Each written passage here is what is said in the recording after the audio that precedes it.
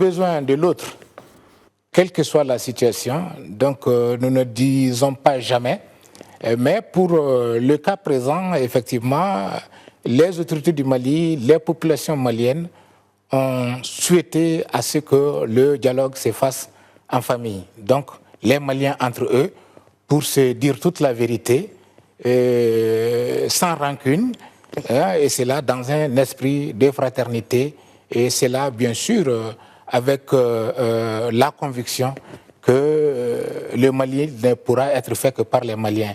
Et le développement du Mali ne se fera que par le travail des Maliens. Et à cet effet... Et la réconciliation aussi entre les Maliens ne se fera que par les Maliens, selon vous? La réconciliation peut se faire avec les Maliens, par les Maliens, et c'est cet esprit, effectivement, qui a présidé à la mise en place du comité de pilotage pour le dialogue intermalien, dont les travaux ont commencé il y a près d'un mois, qui se poursuivent, mais nous sommes aujourd'hui à la phase finale qui a commencé hier. Alors, dialogue intermalien pour que les Maliens viennent parler entre eux sans l'intervention, justement, d'autres personnes. Je veux dire sans l'intervention de la communauté internationale, sans l'intervention des voisins, mais seulement un dialogue en famille entre Maliens.